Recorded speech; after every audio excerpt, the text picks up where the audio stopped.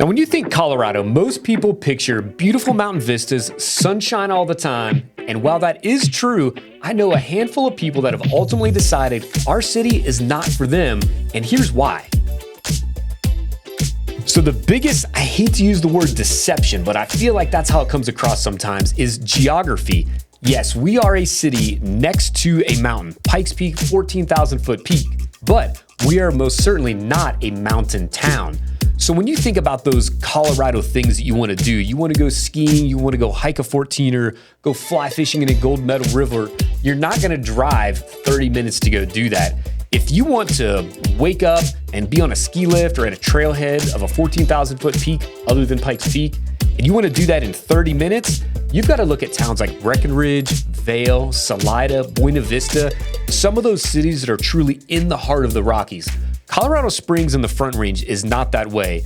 You're talking probably a 2.5 to 3 hour drive for most of those activities, depending on where you live. So if you live on the west side of Colorado Springs, you're about 2 hours up to Breckenridge, Keystone area if you want to go do some skiing. You're just a little over 2 hours to Buena Vista and the Collegiate Range, so the ton of 14ers to hike over there. But if you're like me and you live out in Black Forest, you're talking a solid 30 to 45 minutes to get across town to the west side of Colorado Springs and start up Highway 24 up the canyon to Woodland Park. So if you, like I said, if you want to be in those areas really fast, you've got to look at some other towns.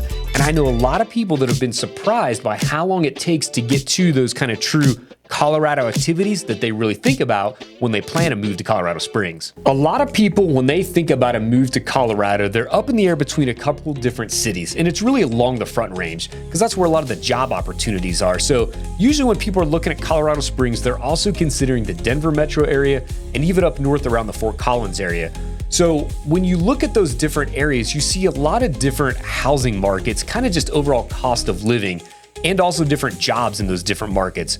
A lot of people kind of settle on Colorado Springs because overall cost of living in Colorado is largely driven by our housing prices. And in Colorado Springs, you're going to get a lot more bang for your buck on the housing side of things than you are up in Denver.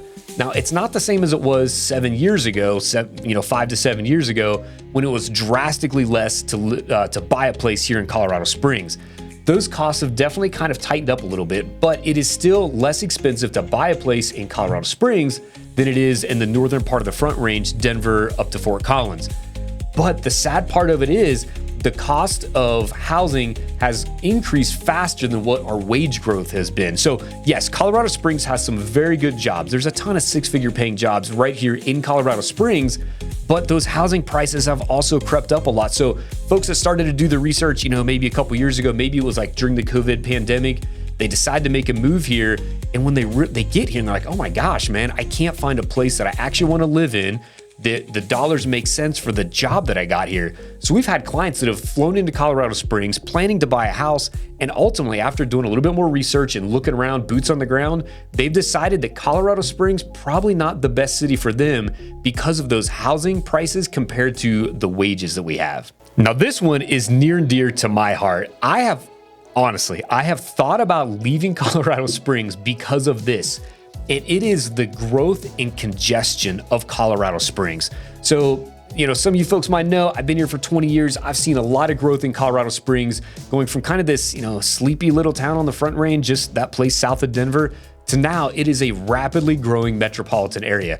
The overall county, El Paso County, has 700,000+ residents right now. The city itself is now over 500,000 people, and the trajectory is just through the roof because of just a lot of the pros about Colorado Springs.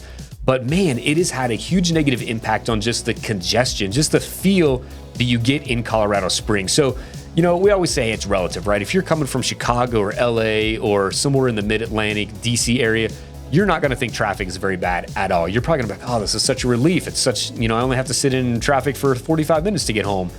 But for those of us that have been in Colorado Springs for a while, and those of us that are maybe moving from a little bit slower paced area, the congestion just seems frustrating. So it's always under construction because of the rapid growth.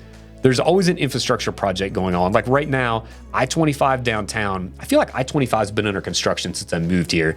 And now it's another project at Fillmore and I-25 and they've already done a big project there probably 10 years ago. So there's just constant traffic improvements, which in the end they're good, but man, it's frustrating while it's happening.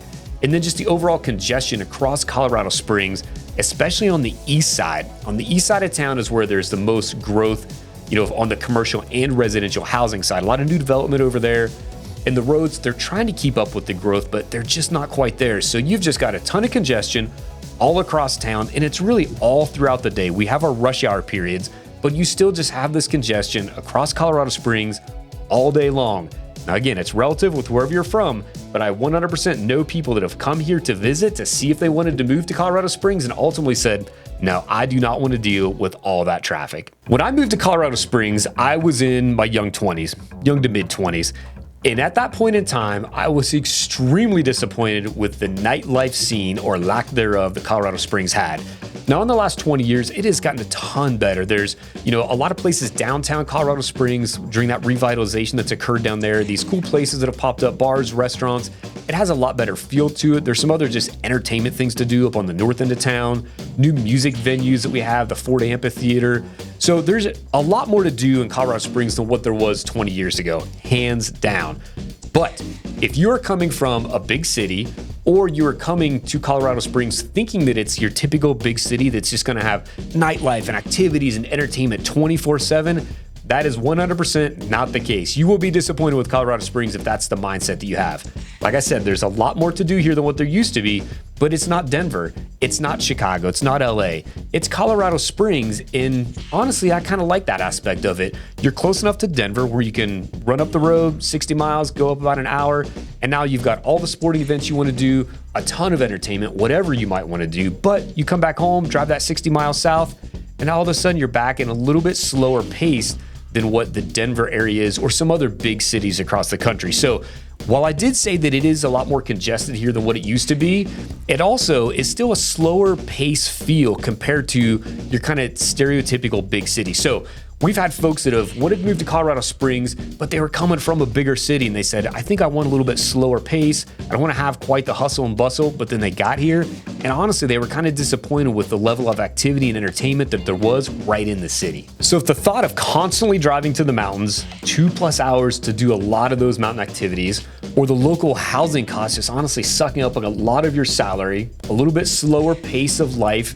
and dealing with some kind of growing pains and congestion, if those are big concerns for you, then honestly, Colorado Springs may not be the perfect city for you. Now, that said, on the flip side, if those things seem like, yeah, I'm not really sure about that, but man, the trade-off of 300+ days of sunshine, the gateway to the Rocky Mountains right at the base of Pikes Peak, if all that seems like a good trade-off for you, then maybe our city is the place for you. And I'll tell you what, if you kind of want to compare and contrast those things and really get to know everything about our city, check out this video right here.